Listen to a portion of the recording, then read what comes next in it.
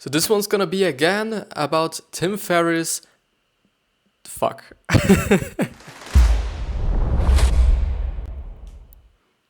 It definitely is not about Tim Ferriss. Fuck. But it is about Tim Ferriss' Tools of Titans. I've just remembered it now. And with that being said, hello and welcome back to the next episode of the Self-Development with Tactics fucking podcast. And yesterday we actually stopped pretty in the beginning or at the beginning of the Tools of Titans summary by Tim Ferriss. I do think there's going to be a lot of information, a lot of value in this summary, so I do hope that you're also just pretty fucking pumped for this fucking summary.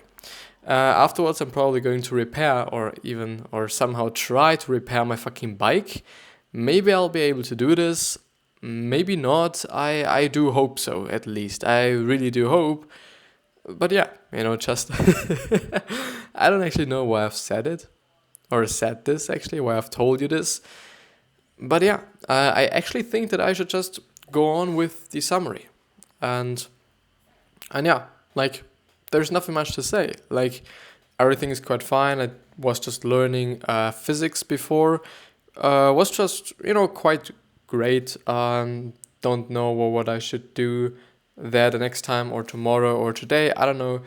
But yeah, I'll see to actually improve it so that everything's going to be okay for the test on Monday, actually. The thing is, I only have, I think, 4 days of school left. So basic days that somehow count, I would say, because, we probably do have a week I think it's actually 2 weeks where you basically do not really have to attend school. You should, because they will totally count all the days and all the hours you're not in school. But in terms of your marks, there is nothing gonna change because everything is fixed and everything is just, everything is done. Everything is done with your marks up to this point, and it is only about just, kind of waiting until school ends. And it's a little I think it's great because the thing there is, it's not a lot of pressure. You can go to school, do a lot of bullshit, and then go home, and there's nothing any longer to learn or to study and whatsoever, which is great. And which is great for me and me actually being able to just put as much work and as much time into what I'm doing right here, which definitely sometimes is a little bit tough. Being able to do this all the fucking time or just being able to do this as often as I want to or as kinda or as enjoying as I want to. Sometimes I'm really feeling okay, I gotta have to do so many things. I'm not really enjoying this. And it actually was the thing just before I started to record this. I was just learning physics. Afterwards, I'm just either going to repair my bike, which I guess I'm going to do because I do have some time left then. Or I go outside and work out a little bit for fun. But I do just really feel that I have to record, Sometimes it's really okay, I do want to record, but I do just have to do something else. And sometimes, but this is really fucking rare, I do not actually want to record, but just because I don't feel like it. But the moment I really start the recording, the really moment, I somehow feel good. I really feel good at the moment. I'm really fucking pumped to actually go through this summary. And it's also actually helping me with reading more. I'm reading more in English, talking more in English, and also in general reading more. I've been reading for quite a long time, or for quite a high amount, I'd say. Just a few months ago, before I started this whole journey, or a little bit before that, I was quite always reading in the train. This was the only kind of time where I could read, or I wanted to read actually. And I've done it there, and it has been nice, and I felt very good about it. But this is my reading right now. Even though it doesn't feel so kinda, I don't know, I don't feel as good about it, even though I'm just really doing two things at a time. I'm producing content and I'm learning myself, which is incredible. It really fucking is incredible. But enough being said, actually already fucking 5 minutes in. If it's not a hell yes, it's a no.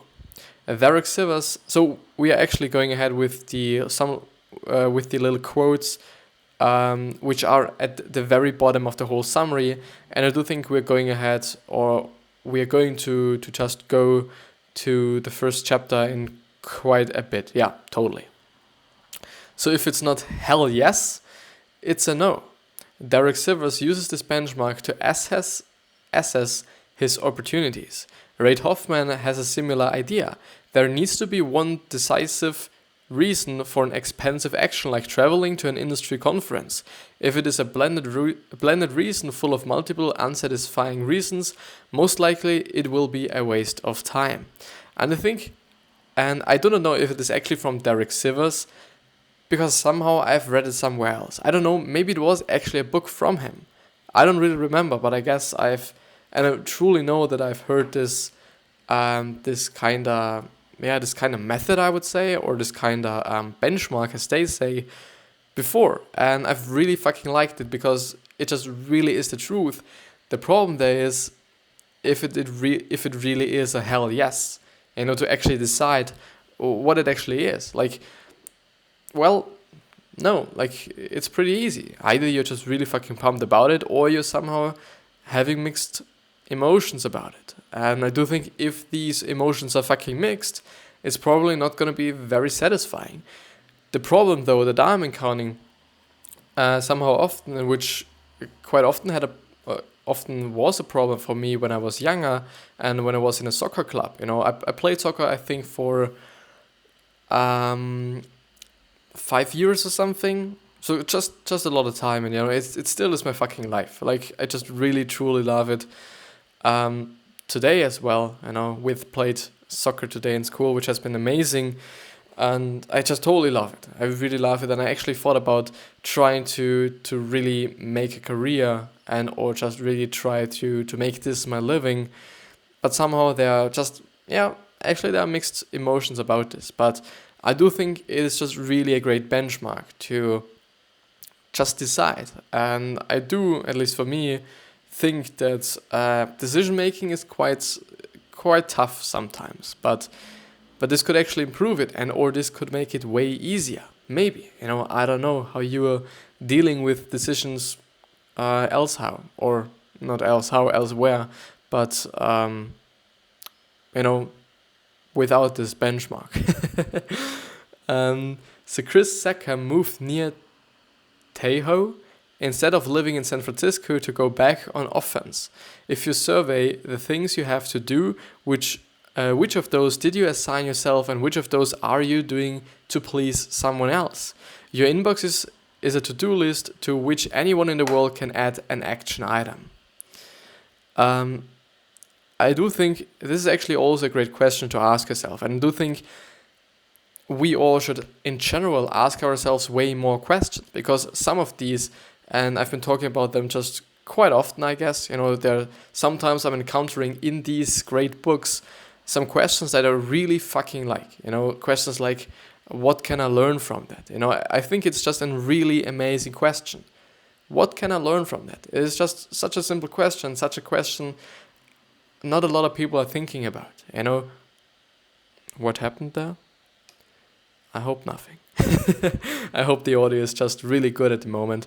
With the phone, it definitely is a difference or compared to my headphones. So I do hope that you enjoy the audio, and I do think it's quite great. The camera, sometimes at the moment it is great because the lighting is great, but sometimes it's not.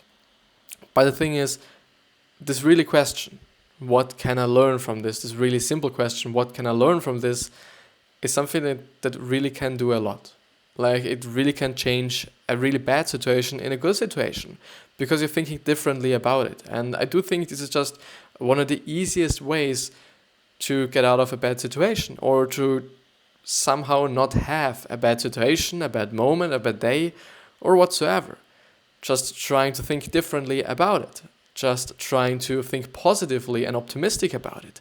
And just seeing the good in life and not always focusing on the bad, which is somehow like a common thing a lot of people are doing. And a lot of people are just, creating this negative world or this negative reality for them, just because they are thinking about everything so negatively, even though they do not have to.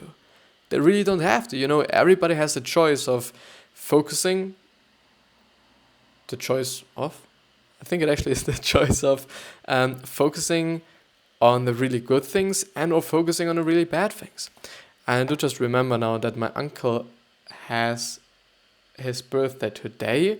I'm gonna write this down. I actually wanted to congratulate him. If you actually say that. Congratulate? I wanted to wish him a good birthday. But yeah, let's move on. So beware of moderation arguments. I'll just do a little startup investment, or 5 hours a week isn't that bad. If this is an area where you go all or nothing, then you need to cut it off completely. Okay? Accepting the requests you receive is at the expense of the quality of the very work. The reason for those requests in the first place, and that's what you always have to protect. From Maria Popova, or whatever. Desire is a contract you make with yourself to be unhappy until you get what you want. Naval Ravikant is therefore careful to choose his desire carefully, to avoid having more than one big desire at any time. Focus helps you avoid anxiety and desire from dozens of unfulfilled wants. Actually true, and it really reminds me on The One Thing, which actually is a book, and which actually also is a book that I've been talking about on the podcast and or also as a video version. It's been quite a great book, even though I do kind of felt like the message of it was somehow like pretty obvious. Like, it do make sense that you're focusing on one singular thing at the fucking time, and it also makes sense that you're focusing on the most important thing. But still, I guess there were some points in this book that actually were valuable, even though the whole message, and I do not want to say that it is a bad book, it really is a good book, and a lot of people said that it actually is a good book, but still, there are just a lot of valuable points in it, even though the whole message as such is somehow obvious. I think it's still worth reading. I don't know about the reading part, but I know that going through a summary is definitely worth it. Like, it's gonna take you some time. It really depends on where you get the summary from, but I do think you can get something out of it, and this is the most important part about it. So visualize your goals, and this is actually the first part of this whole summary. So the first actual part, if you want to call it like this. So visualize your goals. Why are you pedaling so hard if you don't know where you're going? Many Titans visualize their long-term goals, so it becomes easier to know what they are fighting for and what to say no to. I'm a big believer that if you have a very clear vision of where you want to go, then the rest of it is much easier, because you always know why you are training 5 hours a day. You always know why you're pushing and going through the pain barrier. From Arnold Schwarzenegger, or Arnold Schwarzenegger, as the English pronunciation I think would actually be. And I think it's actually true. I guess visualizing who you want to be, what you want to have, where you want to be, is truly important. But let's actually see what Tony Robbins says. And he says, so Tony Robbins spends the last part of his morning meditating, morning meditation. Isn't it actually meditating? So Tony Robbins spends the last part of his morning meditating, imagining the 3 things he'll make happen. See if as though it's already been done. Feel the emotions. And I do think if you're really truly going to visualize what you're doing and or what you're trying to do, or trying to have or willing to have, I do think that you, first of all, what Tony already pointed out is that you should definitely feel the emotion. So you should basically be very specific about what you visualize. If you visualize being rich, just really get all the emotions that you're gonna have. Just really have the sight of what your room is actually going to look like if you are rich. What's going to happen, how you're feeling internally, what the people around you are feeling, so all the emotions. So I guess it's very important to just be very specific about the whole situation, because it just makes it very clear, and the visualization will be just pretty detailed and pretty accurate and pretty like you're just gonna know what you're trying to aim for or what you're aiming for. Pick a goal and write it down 15 times a day, every day. It will seem as if the universe just starts spitting up opportunities. Scott Adams believes this helps your brain fill in the opportunities that fit your goal, much like you can hear your name in a room full of noise, which is actually true. And I do think this could actually work. I haven't tried it. I don't know if I will. One of the things that I'm actually doing is that in the end of the video, the phrase that I'm always saying is basically what I stand for or what I also want to have for myself. And this is also a way to somehow just not lose it, to just not forget it. I do think this is just a great thing for me to remind myself of what is actually important for me and what I think should also be important for other people, because you're gonna see it in the end of the fucking video, and therefore you're gonna have to fucking stay.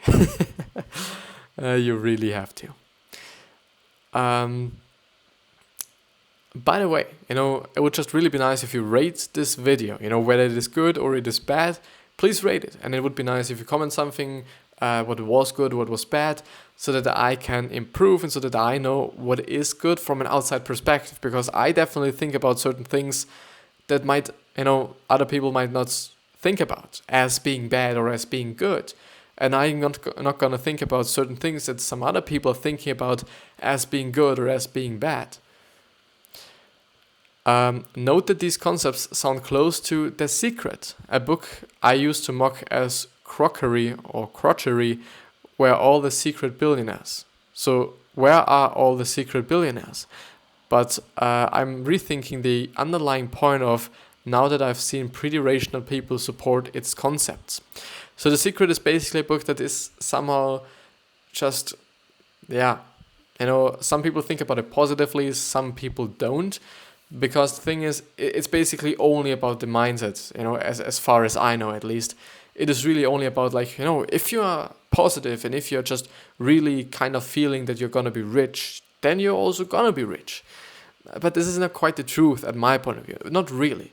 For sure, it makes sense that you somehow manipulate, quote unquote manipulate your subconscious mind. It would make sense so that you basically always choose things that are good for you or that are supporting your goals and values. And this is why basically I'm always talking about basing your decision making and or your decisions on your goals and values, because it just makes sense. Like if you only do make decisions based on your values and or your goals, there is no fucking way that you're not gonna go to your goals or that you're not gonna head to your fucking goals and that you're not gonna accomplish and or prevent your values of being just somehow hurt or whatever. But let's see. Okay. Talking today is somehow strange, to be honest. It's not feeling great today. But I guess it will. The thing is, talking today isn't as good as I just want it to be. The thing is, I do not really want to fucking end the episode in 12 minutes. I really don't. And I'm really hoping that I'm gonna go just really further with the whole thing, because I do not want to leave somehow this episode with not having gone through such a lot of things. Maybe I should, talk less about things that I think about. Be courageous and be brazen. Whatever brazen means. It is bold, shameless, and oh, I see. So do you have a big goal you would love to tackle, but you don't feel ready? You likely have to put artificial constraints on yourself. Constraints on yourself, if you actually pronounce it like this, I don't know. Many Titans spoke about pushing past artificial boundaries placed on us by society or by ourselves. Realize that every Titan you admire started out where you are today. The difference is they had the courage to push past this obstacle. And here's the tools of Titans. Summary of the top courageous quotes. Everything around you so basically the whole summary of this book is based on quotes. So I do not know what the actual book is looking like. I do assume that there are also some quotes, but I also think that just a lot of people are named there, and also some people are kind of are talked about, and also some people are talking in the book, I guess. For example, Steve Jobs, I don't know if he's actually talking himself in a book, or if it actually is only just some quotes or some text about him, what Tim Ferriss thought is or was actually somehow very, very interesting and or valuable to the end reader. So this next quote is going to be about Steve Jobs, or from Steve Jobs. So everything around you that you call life was made up by people that were no smarter than you. And you can change it, and you can influence it. You can build your own thing that other people can use. Maybe this was just his motivation for all the Apple products and or for Apple itself. Don't be afraid to do something you're not qualified to do. From Dan Carlin. I don't know Dan Carlin, unfortunately, but I do think it's actually true. Like, there are so many people who are somehow not qualified for what they're doing today. And, Musk, for example, I do believe that he is having just somehow a PhD or something in physics or a master or something. I think he just knows physics. But he still doesn't know how to build fucking rockets. He has been building with this team, of course, fucking rockets. It's not something normal. It's not like building a fucking car like Tesla. I do think there's just something going into it that's way more outlandish and or way different than building a fucking car. For sure, there will be certain concepts that are equal or similar, actually. But I don't know if it is actually kind of as easy as building a car. I don't think so. I really don't think so. If I had always... So I kind of believe... also Jeff Bezos, I do think that he was in Princeton University. He was attending Princeton University and also graduated. But yeah, qualification is something... I don't know. Like, what is the actual meaning of being qualified and or qualification? If it is really like... just having attended college and or in university or something, or if it is actually like, okay, I'm qualified to do this because I've learned all the skills myself. These are just two quite different things. If I had always done what I was qualified to do, I would be pushing a broom somewhere. Fuck. From Naval Ravikant or Naval Ravikant, however this is actually pronounced, or however he is actually pronounced. A high agency person. When you are told that something is impossible, is that the end of the conversation, or does that start a second dialogue in your mind? How to get around whoever it is that just told you that you can't do something? From Eric Weinstein, or Weinstein, however he is pronounced as well. I think it's actually true, and the problem that we are having as people that are trying to build something, we as people that are trying to do something in the world, that are trying to kind of change something. I think one of the most problems we're having, and or you are having, is that there are a lot of naysayers, and there are a lot of people who are saying, no, you can't do that. And there's a really great motivational speech from Les Brown on my channel. So there is a playlist on my channel with the best motivational speeches that I've been listening to when I needed, and I still need this motivation, when I needed this motivation in the first place. And it has really been helping me, and it has really kind of built my character and how I'm thinking about things up to this point. Even though I do think just what I've been doing, through kind of listening to Gary Vee. And I do think this is somehow quite the same. I do not want to say that he's a motivational speech or something, but it is still somehow the same thing for me as back in the days.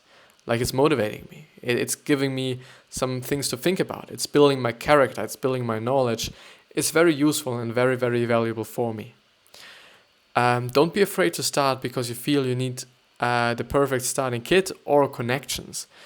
Funding or ideas. These are excuses, and you can likely make use of the assets you do have. And this is basically the whole problem that every fucking body is having when they're trying to build an Instagram account, when they're trying to build a YouTube account, all these people, I do not want to say all of them, but a lot of people think that you just really need the best equipment. You really need the best camera. You really need the best mouse, for some gamers maybe. But you don't. You really don't fucking need the best equipment. I'm not having the best equipment, even though I'm really fortunate that I'm having a fucking MacBook. Like, it's just really good. But this is not actually telling me, and this is not actually making it easier for me. Easier in some degree of actually producing the videos and making the videos, but it's not making it easier for me to grow. Only because of the equipment. For sure, maybe you're being like, okay, if you do have the right equipment, you can edit the videos better. Maybe faster. I do not want to say better, but I guess faster. Because, yeah, definitely faster, but not really better. And it really isn't about the editing as well. For sure, the editing, I think, can do a lot. But if the person in the video is just fucking awful, if the person in the video is fucking unfunny, if it's a comedy video, or if this person is not entertaining enough, and it's just boring to listen to this person, the best production won't do anything about it. The best production won't change anything about it. Anything about the person being very, very boring. Very, very boring. I think it's read about the person who is actually producing the videos, who is actually making the videos, who is actually staring in the videos, that makes the difference of a good video and a bad video. For sure, like background music makes sense and all the editing and whatsoever. It all makes sense and it all is just somehow relevant to some point. But maybe you just need the base of it, the base of you being interesting. And your content being interesting. Because if your content isn't interesting as well, nobody's gonna watch it, even though it is edited well. It is just produced well. At least this is what I think. And I guess it's not only the case, when I'm thinking about YouTube. I do think it's the same case when I'm thinking about business in general. And I do not actually want to say that YouTube is a business. For me, at least not. For me, it's like something I like to do. It's something that I really love to do. Sitting here, talking to this fucking camera, talking to this fucking microphone. It just really is great for me. It gives me some sort of a purpose for my life. It really does. Somehow, to some degree. It might sound a little bit sad, to be honest. But it is, somehow. And I do really enjoy it. Because I do not enjoy doing nothing all the fucking day long. I really don't. I really fucking don't. To make a difference in your short life, do the type of research that other people would think of a risky or even foolhardy. Have no fear. You've got one chance here to do amazing things. And being afraid of being wrong or making a mistake is just not how you do something of impact. From Adam Gazelli. I don't know. I do think there are just a lot of things, and there really are a lot of things that I'm as well doing that are not very just efficient. Sitting here, up to the point where I'm actually going to make a living off of it, where I'm actually going to sustain myself through what I'm doing right here, it's going to take a lot of time. It's maybe not going to be as efficient, but I'm trying to put out as many stuff as possibly and as many stuff as I can or I possibly can. I'm really trying to do this. I don't know if this is just like me being impatient or if it's just because I want to do it, because I like to do it. But I do really think that, first of all, no matter where you start, you can do it, because everybody starts somewhere. Everybody starts with 0 followers. And still, it's going to take some time. It's really going to take some time, and it might, as he says, which is something that I deeply like, it's not going to be very efficient all the fucking time. Tim Ferriss' fear exercise. Write down the 20% of activities and people that are causing 80% of negative emotions. You need to escape this. If left at the status quo, what does life look like in 6 months or in 3 years? So when you do just cut out these negative people, I assume at least. So what is the worst that could happen if you made the change you're afraid of? How could you undo any damage from the worst case? And what is the permanent damage? You will likely find there is little permanent damage. And if you fail, you'll be able to resume your old life just fine. Which is actually something that I've been encountering in another book summary as well. And I do think it is actually the case that often there are no, or just very small permanent things that's gonna stay in your life, and no permanent damage that's gonna stay in your life. As permanent actually just says, but just never mind. But really often there is no permanent damage. What is the best case scenario if I made the change and have less intelligent people done this before and pulled it off? After this exercise, you usually realize that the worst case, what could happen, is nowhere near crippling, and you don't have great reasons to do it other than fear. I do think so. And this is gonna be the end of the episode. Just gonna talk about something. I do think so.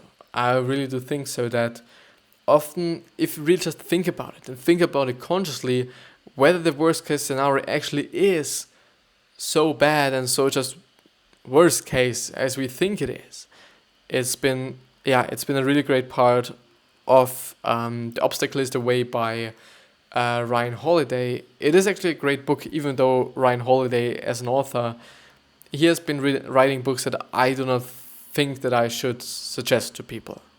I don't know. I've actually done a summary on this particular book that I'm thinking about, but it was actually sectioned into 2 parts and 2 chapters. The first one was completely bullshit, and I wouldn't really just suggest it. And the second one was good. I still think him as a person, because I don't know him. I don't want to do him injustice. I don't fucking know him. There are books of him that are very, very good. Like The Obstacle is the Way, actually, and or I don't know if Growth Hacking Marketing is actually a good one, but still some of his books are really great. So I really do not want any injustice to anybody. But I think it actually is the case that often people think about the worst case scenario as being so fucking crippling, so fucking bad, and at the end it is just not. It really isn't. And I think this is actually something, as Tim Ferriss actually says, it is something that you only realize when you just write everything down, when you just think about it consciously, when you just have it in front of your fucking eyes, and you can see, well, I know the worst case scenario is not as bad as the best case scenario is good. Which means, and this was actually an idea from Ryan Holiday's books, that if you really then see that the worst case scenario with its permanent damage is not that bad, if this is not that crippling, if it's not gonna affect your life so dramatically that there's no way you're gonna do this, then you should just do the other thing. You should just go for the thing you want to do, because the just possibilities are very, very fucking high that it's gonna be something extremely nice.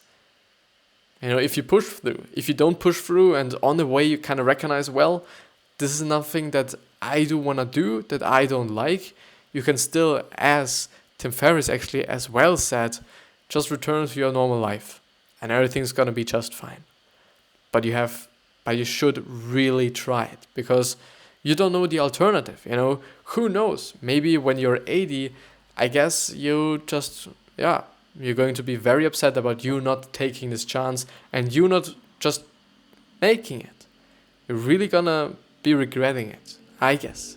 At least this is what Gary is always talking about and often talking about, and I believe in it. I don't only believe in what Gary is saying, but I also believe it in terms of, as I'm thinking about it.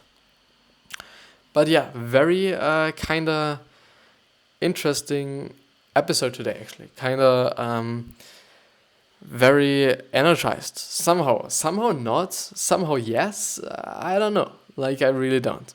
But with that being said, I do hope that you've had a wonderful day, that everything's being fine. I wish you the best health, wealth, happiness, and success. And this is actually what I was talking about. It is important. Health is important. Success, I guess, is important. Happiness is extremely important. And wealth, I guess, as well, as something that I, at least, somehow want to generate. Besides being happy. Like, I'm rather going to be very fucking happy and have less wealth than the other way around. And still, I also think that the legacy is very important. Therefore, I always say, I do hope that you're going to remind yourself on how you're going to be remembered, which means how people think about you when you have died. Whether they think about you as a good person or as a bad person. And the thing there is, it is totally in your fucking hands. It really is in your hands. You control it, you can take the action, and only you decide how you are going to be remembered, what your legacy is going to look like. And with that being said, I really thank you from the fucking bottom of my fucking heart for watching. And I'll see you the next time. Actually today, I guess.